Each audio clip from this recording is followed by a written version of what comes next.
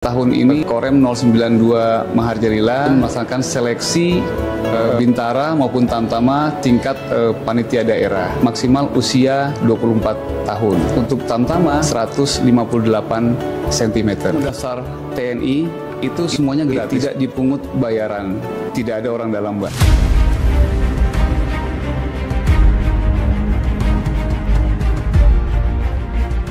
Halo Sobat Maharjalila, hari ini saya sudah bersama dengan acara dari podcast Maharjalila episode yang pertama. Wah, ini pasti tentunya sangat asik untuk kita bahas karena kita akan membahas tentang dunia pendaftaran bagi calon Sobat Maharjalila yang mau daftar di Bintara dan juga Tamtama. Dan tentunya ini sangat spesial, apalagi kita di Kalimantan Utara, wilayah yang sangat spesial karena berbatasan langsung dengan negara Malaysia, dan juga pastinya ada obrolan khusus untuk kita bahas bahwa putra-putri daerah Kalimantan Utara terkhususnya akan pasti penasaran dengan obrolan kita kali ini. Dan tentunya juga saya sudah bersama dengan Komandan Korem 092 Maharjalila, yaitu Brigjen TNI Muhammad Syaroni SEMH. Selamat pagi Bapak, bagaimana kabarnya? Selamat pagi Mbak, kabarnya baik, Alhamdulillah. Luar biasa, Alhamdulillah ya Pak ya. Sudah terlihat nih dari wajahnya nih sangat bahagia Pak ya, karena kita akan membahas nih tentang dunia yang seperti kita sebutkan tadi, pendaftaran untuk Bintara dan Tamtama. Betul, TNI. Wah, ini asik banget nih. Karena berkaitan dengan tema podcast kita itu Pak, yaitu penerimaan prajurit atau sebutan lainnya adalah werving gitu ya. Werving. Ini kita belum tahu nih istilah ini ya Pak ya. Yang kita tahu adalah penerimaan prajurit. Dan apakah benar untuk saat ini ada pembukaan untuk pendaftaran bagi para calon prajurit TNI? Betul Mbak, untuk tahun ini Korem 092 Maharjalila sudah buka pendaftaran. Kalau yang lalu itu putra-putra daerah ataupun pemuda-pemuda yang ada di Kalimantan Utara ini harus daftar dan seleksi di Balikpapan, di Kodam. Tapi tahun ini alhamdulillah Korem 092 Maharjalila itu diberi perintah untuk membuka ataupun melaksanakan seleksi Bintara maupun Tamtama tingkat panitia daerah. Jadi nanti putra-putri yang ada di Kalimantan Utara ini setelah mendaftar online, kemudian validasi dan bisa melaksanakan seleksi tingkat panitia daerah, dan apabila lulus akan dikirim ke Balikpapan. Demikian, Mbak. Oke, berarti cara mendaftarnya bisa kita lihat dari situsnya tadi ya, yaitu recruitment-tni.mil.id ya berarti ya. Dan ya berarti kalau untuk jadwalnya ini kira-kira kapan nih, dan bisa di-spill nggak? Iya. Untuk jadwalnya itu sudah berjalan. Jadi untuk Bintara PK itu dimulai tanggal 11 September sampai dengan 9 Oktober. Dan juga untuk Tamtama PK itu mulai 11 September sampai dengan 23 Oktober. Seperti yang tadi Mbak sampaikan, daftarnya secara online melalui website rekrutmen tni.mil.id. Saya sudah mulai hafal ini dan ya mungkin saya akan daftar nanti. Ya baik. Lalu terlepas dari mungkin jadwal dan di mana cara kita melihat tata caranya seperti itu ya, dan lalu bagaimana untuk persyaratannya yang harus disiapkan oleh para calon untuk menjadi prajurit TNI Angkatan Darat ya khususnya ya. Secara umum untuk mendaftar menjadi prajurit TNI Angkatan Darat khususnya untuk Bintara dan Tamtama ini, yang pertama adalah warga negara Indonesia, yang kedua beragama, yang ketiga itu sehat jasmani dan rohani, walaupun nanti akan diseleksi juga, akan dicek. Kemudian tentunya usia maksimal usia 24 tahun. Nah, ini juga menyesuaikan dengan revisi Undang-Undang TNI nomor 34, di mana masa pensiun yang dari 53 tahun menjadi 55 tahun. Kemudian untuk tinggi badan pun demikian ada perubahan, khususnya untuk Tamtama. Kalau untuk Bintara itu tetap tinggi badan 163 cm. Untuk Tamtama untuk tahun ini yang dulunya 163 diberi kemudahan menjadi 158 cm. Wah, ini cukup banyak ya perkembangan yang mungkin barangkali sebelumnya ada beberapa calon mungkin ya Pak ya yang mengusulkan bisa nggak diturunin lagi tinggi badannya mungkin ya kalian, dan kita tidak tahu apa yang terjadi, dan tapi mungkin ini menjadi semangat, menjadi dorongan buat Sobat Maharajalila nih yang pengen mendaftar, bahwa wah sekarang sudah ada ketentuan baru yang sangat menguntungkan bagi kita semua, dan juga mudah untuk daftar karena bisa langsung ada di Tanjung Seller ini. Nah, lalu setelah kita sudah mendaftar online, yang selanjutnya dilakukan oleh para calon apa aja sih Komandan? Seperti mungkin mereka harus latihan fisik sendiri kah, atau ada nih lagi tahap-tahap lain? Jadi sebenarnya untuk menjadi seorang prajurit itu sebaiknya disiapkan dari jauh-jauh hari, Mbak. Nah, untuk calon prajurit itu sendiri, sebenarnya kalau mau menjadi prajurit, ini saran saya kepada putra-putri daerah wilayah Kalimantan Utara ini, apabila ingin menjadi prajurit, maka siapkan jauh-jauh hari. Kami juga di Korem maupun di Kodim itu sudah memfasilitasi. Kita membuka untuk latihan pembinaan untuk masuk seleksi menjadi prajurit TNI. Di situ nanti akan dilatih lari, kemudian renang, kemudian bisa konsultasi kesehatan dan lain-lain. Ini pun sarana yang baik untuk pemuda-pemuda di wilayah Kalimantan Utara ini apabila nantinya ingin menjadi prajurit TNI. Demikian, Mbak.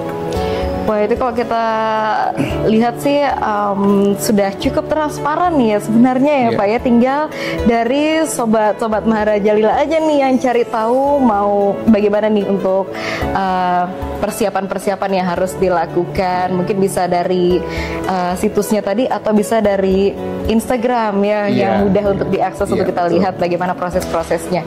Nah, ada yang menjadi pertanyaan yang cukup menarik ini Komandan, karena kita masyarakat pun juga berpikir seperti hal ini, bahwa isu di luar mengatakan kalau mau masuk TNI pakai orang dalam gitu, atau ada nih biayanya gitu ya Komandan ya. Itu bagaimana sih Komandan menanggapi isu tersebut nih? Ini kita penasaran dari POV-nya seorang Komandan yang ada di Kalimantan Utara. Ya, kami juga sering mendengar hal seperti itu. Tetapi perlu diketahui bahwa untuk mendaftar TNI itu semuanya gratis, Mbak. Jadi tidak dipungut bayaran. Kemudian hal ini kalau orang berpikir adanya orang dalam, tidak ada orang dalam, Mbak. Jadi siapapun yang punya kemampuan, siapapun yang mampu bersaing, tentunya itu yang bisa lulus menjadi tentara, dan itu yang akan kita ambil untuk menjadi tentara. Karena kita tentunya menginginkan bahwa prajurit-prajurit TNI ini kedepannya haruslah prajurit yang hebat, Mbak. Demikian. Iya, berarti kita bisalah menepiskan isu tersebut ya, Komandan ya, bahwa masuk TNI itu kita murni begitu ya, kita tetaplah mengandalkan diri sendiri, mempersiapkan segala akademisi yang sudah kita pelajari, fisik kita bina baik-baik gitu ya, mental juga ya Komandan ya, benar ya Komandan ya, bahwa mungkin orang juga berharap ketika ada jalur orang dalam itu bisa udah berarti terpaku ke itu, jadi kita nggak perlu lagi untuk fisik mengejar nilai lagi ya, karena kita pikirnya dengan hal tersebut itu sudah selesai, ini pasti lulus, udah pasti menjadi prajurit begitu ya. Tapi kita bisa menepiskan itu ya sobat-sobat Maharajalila, bahwa kita tetap mengandalkan diri kita sendiri, tetap semangat belajar, kita tangkis dulu deh untuk melalui calo atau orang dalam tersebut. Nah ini asik sekali nih Komandan ya, karena akhirnya kita bisa membuka lagi nih stigma masyarakat ya, bahwa hal tersebut jangan jadikan prioritas utama dulu gitu, tetap mengandalkan mengikuti persyaratan yang ada. Nah untuk di Kalimantan Utara ini sendiri Komandan, apakah ada jalur khusus ya, yang dimana tadi kata orang ada jalur orang dalam gitu ya. Tapi di Kalimantan Utara ini ada jalur khusus untuk putra-putri daerah nggak nih gitu Komandan?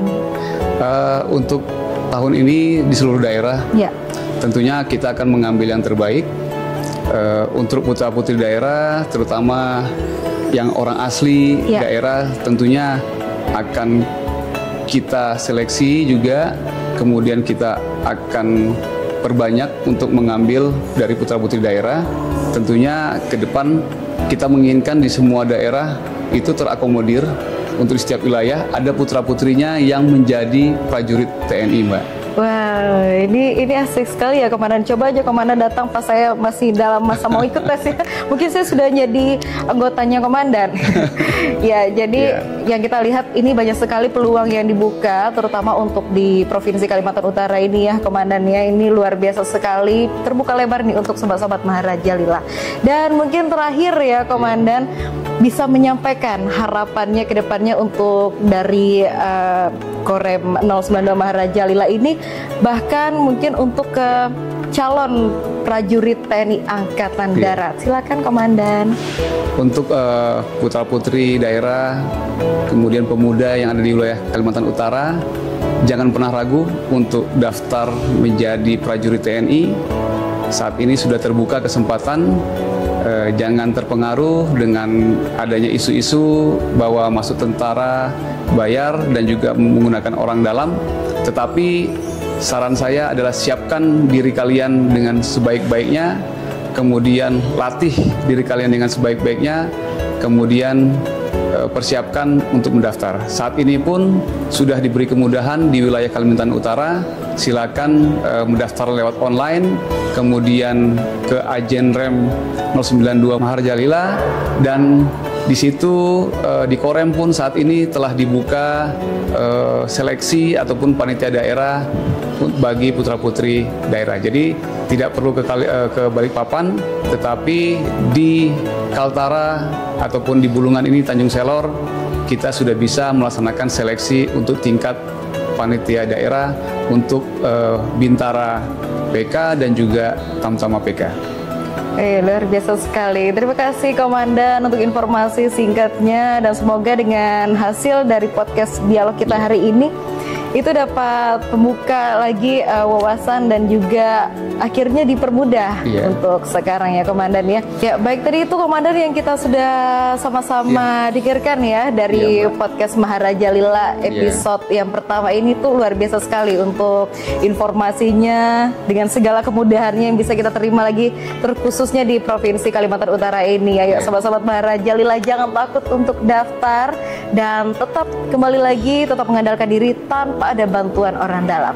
Dan akhir kata, saya Herlinda Ingkong sudah menemani sobat-sobat Maharaja Lila, dan saya bersama dengan Komandan Korem 092 Maharaja Lila yaitu Brigjen TNI Muhammad Syaroni SE Mhan pamit undur diri dari Sobat Maharaja Lila, dan sampai jumpa lagi di episode berikutnya dalam podcast Maharaja Lila. Sampai jumpa.